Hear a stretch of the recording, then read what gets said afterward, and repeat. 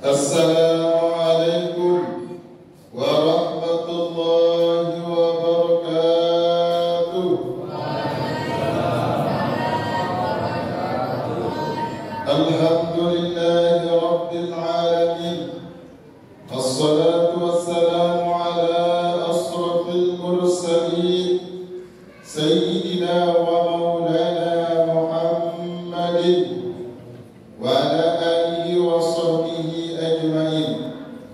Allahumma aslih ummata Muhammadin sallallahu alaihi wasallam wa farrij an ummati Muhammadin sallallahu alaihi wasallam warham ummati Muhammadin sallallahu alaihi wasallam wanshur wahfaz wa innahdatil maqam fil alamin bihaqqi Muhammadin sallallahu alaihi wasallam. Rabbi israh li sadri wa yassir li amri wahlul 'uqdatam min lisani yafqahu qawli. Sadaqallahul azim. Yang saya hormati para alim ulama, para sesepuh, para tokoh masyarakat yang sama-sama dimuliakan oleh Allah Subhanahu wa taala. Puji syukur senantiasa kita panjatkan kehadirat Allah Subhanahu wa taala, dan tak henti-hentinya kita diperintahkan oleh Allah Subhanahu wa taala untuk memanjatkan rasa syukur atas segala nikmat yang Allah berikan kepada kita. Ada dua nikmat yang tak terhingga yang Allah anugerahkan kepada kita, yakni nikmat kesehatan dan kesempatan.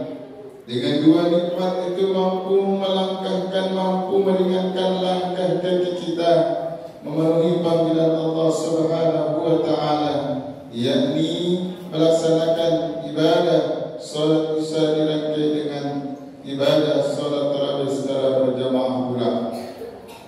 Maka Allah Subhanahu wa taala akan mengganjar siapa-siapa yang pandai bersyukur atas nikmat yang Allah berikan, maka Allah berjanji akan ditambah nikmat itu. Tetapi kalau kemudian manusia mengingkari nikmat itu, maka Allah juga akan mengazabnya. La in syakartum la'azidannakum wa la in kafartum inna 'azabi lasyadid. Barang siapa yang pandai bersyukur atas nikmat yang kuberikan, kata Allah, maka akan kutambah nikmat itu. Tapi jika manusia mengingkari, tunggu azabku amat pedih. Maka tentu seyogianya dan sewajarnya lah kita sebagai hamba Allah senantiasa pandai bersyukur atas segala nikmat yang Allah berikan kepada kita. Salawat beserta salam senantiasa kita curahkan, kita hadiahkan kepada baginda agung Nabi besar Muhammad sallallahu alaihi wasallam, manusia yang paripurna, manusia yang begitu besar jasanya kepada kita, yang telah menuntun kita sehingga kita mengenal manisnya berislam dan manisnya beriman. Karena barang siapa yang berselawat kepada baginda Rasul sekali, maka Allah akan berselawat kepadanya 10 kali. Man shalla alaihi salatan wahidan sallallahu biha alaihi asran. Barang siapa yang berselawat kepadaku sekali, kata baginda Rasul, Allah akan berselawat kepadanya 10 kali. Bagaimana kalau dalam sehari kita mampu berselawat 10 kali, 100 kali, 1000 kali, 10.000 kali, maka berapa puluh ribu Allah berselawat kepada kita. Mudah-mudahan hadis ini menjadi motivasi kita untuk melazimkan pembacaan salawat dalam kehidupan kita sehari-hari. Bapak Ibu yang sama-sama dimuliakan oleh Allah Subhanahu wa taala, silaturahim berasal dari dua kata, sil dan rahim. Sil sebagian ulama memaknai adalah menyambung atau mengikat atau mendekatkan, sementara rahim bermakna kekerabatan atau kekeluargaan, atau para ulama juga memaknai sebagai kasih sayang. Maka sejatinya silaturahim itu adalah mendekatkan dua saudara yang terpisah karena perbedaan pendapat. Sejatinya juga silaturahim itu adalah mendekatkan dua adik kandung, dua saudara antara anak dan ibu yang terpecah karena perbedaan pendapat. Maka Allah Subhanahu wa taala mengisyaratkan di dalam Al-Qur'an, kita umatnya, kita hambanya, hamba Islam, orang Islam, diperintahkan oleh Allah untuk terus menjalin silaturahim, menjalin tali silaturahim. Maka silaturahim tidak hanya sebagai sekadar tradisi yang ketika Lebaran datang maka tradisi itu kita jalankan. Tidak hanya sekadar itu sejatinya. Silaturahim tidak hanya kita laksanakan pada momen Idul Fitri. Maka kapan saja silaturahim itu harus kita sambung, kapan saja dan di mana saja, maka silaturahim harus kita sambung. Bahkan Baginda Rasul mengatakan, orang-orang yang memutuskan tali silaturahim itu tidak akan masuk surga. La yadkhulul jannah qati'ur rahim. Tidak akan masuk surga siapa-siapa yang memutuskan tali silaturahim. Baginda Rasul mengancam itu. Maka jangan pernah putus hubungan kita dengan tetangga depan, kiri, kanan, depan, belakang.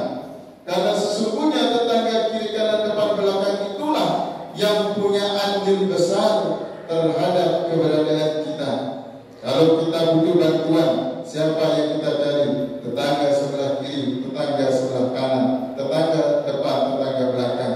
Tidak mungkin kita mencari saudara kita yang entah jauh berada di sana. Maka bina dan jadilah tali silaturahim dengan orang-orang terdekat kita. Karena kalau kita memutuskan tali silaturahim, kata Baginda Rasul, kita tidak akan masuk surga. Siapa-siapa yang memutus tali silaturahim.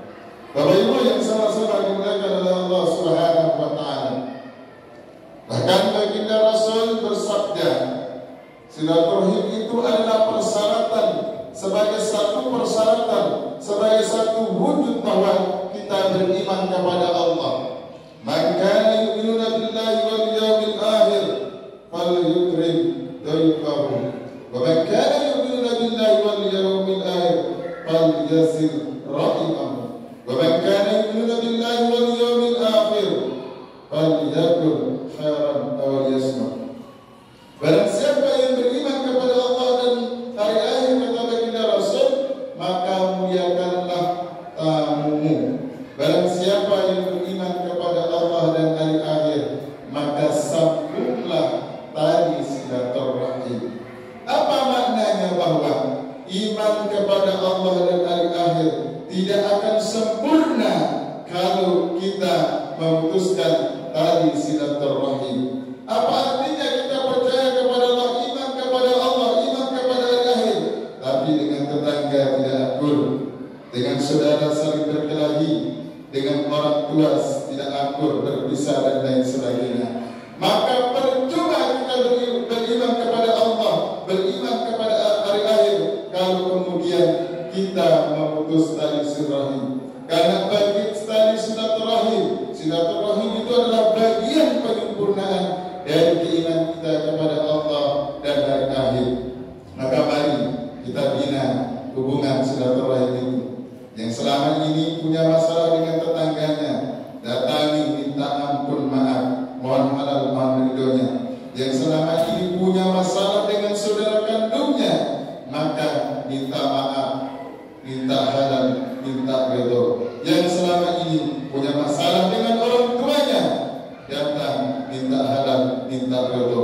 Karena pentingnya kita membangun dan menjalin silaturahim di mana saja dan kapan saja. Mudah-mudahan Allah Subhanahu wa taala menjadikan kita hamba-hambanya, menjadikan kita insan yang pandai menyambung tali silaturahim kapan saja dan di mana saja, tidak hanya pada momen Lebaran Idul Fitri. Amin amin ya rabbal alamin. Demikian yang bisa saya berikan. Mohon maaf atas segala kesalahan, kurang dan lebihnya Saya akhiri, wallahu muwaffiq wal hadi ila sabilir rasul. Assalamualaikum warahmatullahi wabarakatuh.